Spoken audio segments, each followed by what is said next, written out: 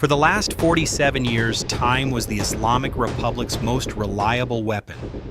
Every single crisis the regime ever faced, it survived by simply waiting it out, letting the clock run down, while its enemies exhausted themselves. Take the 1979 hostage crisis. That nightmare dragged on for a staggering 444 days, holding the world hostage as American diplomats were paraded blindfolded on Tehran streets. The regime didn't blink. Then came the Iran-Iraq War, an 8-year bloodbath from 1980 to 1988, where Saddam Hussein unleashed chemical weapons missiles and human wave assaults, yet Iran outlasted him through sheer stubborn endurance, emerging victorious not by superior firepower, but by refusing to break first. The same playbook defined every nuclear negotiation stall: delay, drag feet, until the Americans grew tired, sanctions lost steam, and deals tilted in Tehran's favor. Their goal was crystal clear: wait, and wait some more. Let Washington fatigue set in during every military standoff or diplomatic showdown. The Islamic Republic always believed it had more time than its adversaries. Unfortunately for the IRGC and the mullahs clinging to power, that ironclad math is now collapsing in real time. And it's collapsing because of the iron-fisted U.S. naval blockade that has turned the Persian Gulf into a fortress of enforcement. In the explosive peace plan, Iran rushed to the United States just 2 days ago on April 28, 2026, the regime is begging for the full blockade to be lifted within less than 30 days. Why the panic? Because time is no longer Iran's friend when its economy is being methodically choked to death. Before we tear apart every shocking detail of that peace plan and the bombshell revelations that leaked from Iranian state media yesterday, we have to confront exactly how dire the situation has become inside Iran right now, in these final days of April 2026. The regime is running out of room to store the oil it's desperately pumping from the ground, and the cracks are turning into chasms. Fresh signals confirm the U.S. naval blockade is biting harder than ever on mainland Iran. Iran's Ministry of Industry, Mine and Trade spokesperson issued a jaw-dropping public warning just last week. Citizens must be extremely cautious buying cars because the skyrocketing prices stem purely from artificial market manipulation with zero genuine economic foundation. In the same breath, the ministry confirmed emergency plans to flood the country with hundreds of thousands of used cars imported from overseas. A humiliating admission that local auto manufacturing is on life support. Meanwhile, Tehran has already begun slashing crude oil output weeks ahead of schedule to avoid slamming into storage limits rather than waiting for tanks to overflow. A senior oil official called the move purely precautionary. But the reality on the ground tells a far darker story. Years of sanctions and repeated forced shutdowns have forced Iranian engineers to master the dark art of idling wells without permanent damage, so they can theoretically restart them quickly. Hamid Hosseini, the official spokesperson for Iranian oil, gas, and petrochemical exports, tried to project calm, insisting the industry has enough experience and is not concerned. But here's where you have to read between the lines, folks. This is the pattern we'll see over and over in every official Iranian statement. Calm denial on camera, while actions scream desperation. Focus less on what regime mouthpieces are saying and far more on what they are actually doing. The fact that Tehran has preemptively cut a crude production is the smoking gun. They're literally leaving oil in the ground because they're terrified of hitting storage capacity. Once tanks fill and wells must be shut in completely, the infrastructure damage could be catastrophic. Restarting those wells isn't like flipping a switch. It risks permanent reservoir damage, collapsed pressure, and billions in lost future revenue. On top of that, Operation Economic Fury, the all-out U.S. Treasury-led sanctions, blitz, freezing Iranian funds shell companies, and anyone foolish enough to do business with the IRGC, is accelerating at breakneck speed.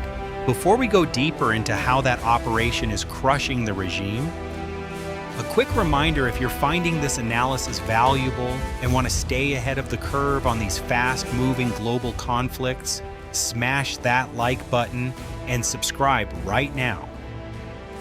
It genuinely helps the algorithm push this critical information to more people at a time when major news outlets are often too timid to cover it straight.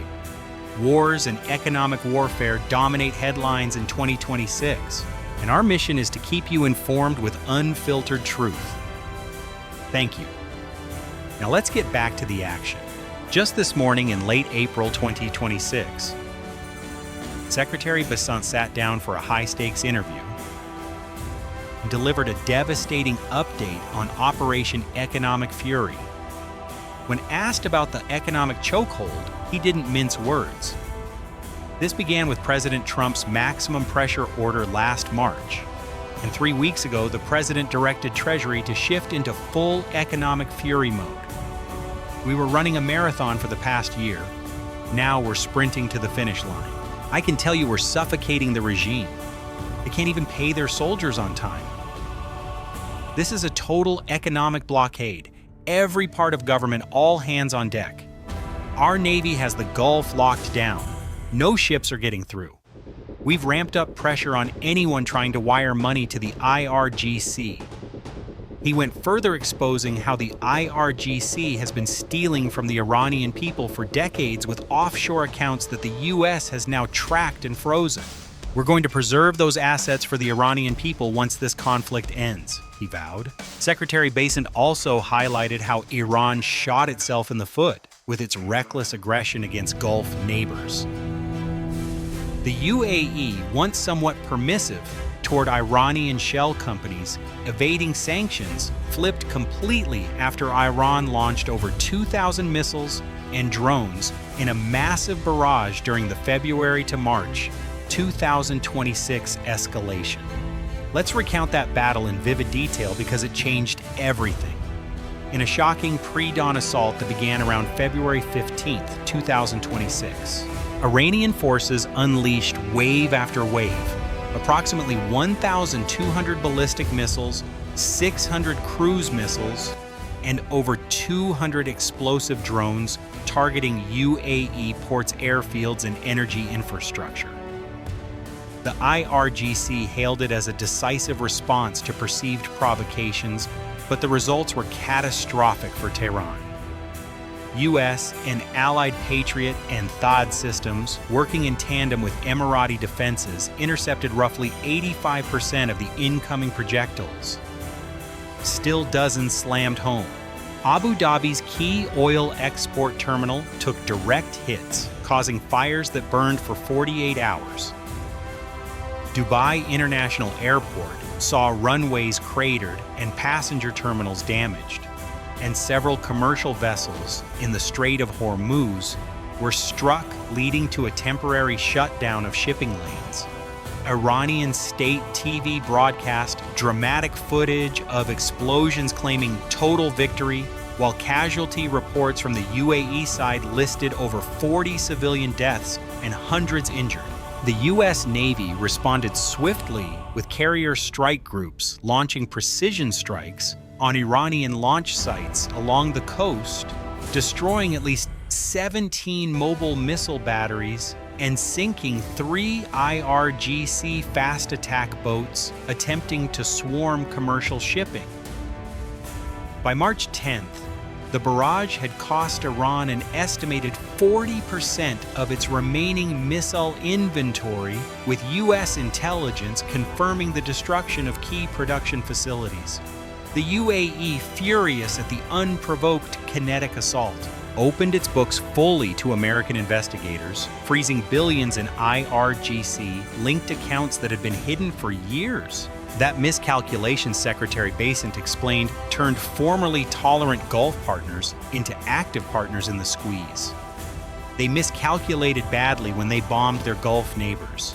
The UAE and others who once looked the other way on IRGC money laundering have now come forward with full details, allowing us to freeze those assets. The IRGC is watching decades of stolen wealth evaporate overnight. OPEC isn't working for them anymore. Most monopolies collapse under their own weight. And this gives me tremendous optimism that oil prices will drop significantly once this conflict concludes. Yes. Yet one stubborn leak persists in the US-led stranglehold, the porous Iranian-Pakistani border. Grainy footage, circulating online, shows endless convoys of trucks and motorbikes, ferrying smuggled oil and goods across the rugged terrain. Iran's desperate workaround to the naval blockade, choking sea exports and imports. It's puzzling because Pakistan receives substantial US aid, yet military elements within Islamabad profit handsomely from the trade. President Trump addressed it directly when pressed. I know everything about it. I have great respect for Pakistan and the Field Marshal and the Prime Minister. Still, analysts note, this smuggling remains a tiny drop in the bucket. Replacing the volume of a single 2 million barrel supertanker would require roughly 17,000 motorbikes each, hauling 5-gallon Home Depot buckets. An impossible logistical nightmare. The leakage is real, but negligible compared to pre-blockade sea trade. Now let's shift to the negotiations where the drama is reaching fever pitch. Details emerging from the Iranian peace plan submitted April 28, 2026, paint a picture of a regime scrambling for survival. All information is filtered through Iranian media, so expect only the most regime-friendly spin. No mention of painful concessions. The proposal outlines 3 main stages designed to convert the current ceasefire into a full end to hostilities within 30 days. It calls for a binding pledge of non-aggression, including from Israel, to prevent any return to war across the Middle East. Likely a veiled reference to ongoing tensions with Hezbollah in Lebanon. Phase 1 demands the gradual reopening of the Strait of Hormuz and immediate lifting of the U.S. naval siege on Iranian ports, with Tehran volunteering to handle sea mine clearance itself. Phase 2 envisions Iran resuming limited uranium enrichment at 3.6% after a temporary halt, strictly following a zero storage principle. In exchange, the US and Israel would refrain from attacking Iran or its proxies, while Iran promises to halt all strikes. The plan explicitly rejects any dismantling or destruction of Iran's nuclear infrastructure. Sanctions relief would include phased release of frozen funds. In Phase 3, Iran proposes a grand strategic dialogue with Arab neighbors. The very same neighbors it bombarded with missiles just weeks earlier to build a comprehensive regional security architecture. Even in this self-serving outline, Iran signals willingness for a temporary zero enrichment period. Though duration remains secret, past talks suggest the US wants 20 years. Iran previously demanded 5. Somewhere in the middle seems likely. Notably, the plan refuses to scrap existing nuclear sites or halt reconstruction of those damaged in earlier strikes. President Trump responded yesterday with characteristic bluntness. I haven't seen the full proposal yet, but I'm looking at it. I'll let you know. Last night I said we might be better off not making a deal, but I didn't mean we leave right now. It would take them 20 years to rebuild if we did, but we're going to do this right so nobody has to go back in 2 or 5 years.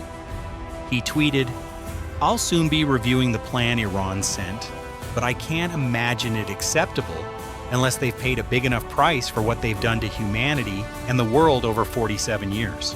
Trump also reiterated the need to eliminate Iran's remaining missile capabilities, noting U.S. strikes have already destroyed about 85% of production capacity. To truly understand why Iran is suddenly desperate to negotiate after decades of defiance, we must look beyond 1979 to deeper historical roots. The Qajar dynasty's 19th century decisions that still haunt modern Iran. That's exactly what our brand new multi-part podcast released today explores in depth. If you're fascinated by how we reached this boiling point in late April 2026, click the links in the description or the end screen to watch it now. So tell me right here in the comments, what do you think is Iran's real end game with this peace plan? Are they genuinely seeking peace, or is this just another stalling tactic while they regroup? Drop your thoughts below. I read every single one, and the smartest takes always rise to the top. In the end, the regime that once weaponized time is now racing against it. The U.S. blockade, combined with the aftershocks of those massive February to March 2026 missile exchanges that left Gulf infrastructure scarred yet resilient, has flipped the script completely. Iran's economy is gasping for air, its military stockpiles depleted, and its leadership cornered. Will the peace plan bridge the gap, or will the pressure continue until the regime cracks? Only the coming weeks will tell.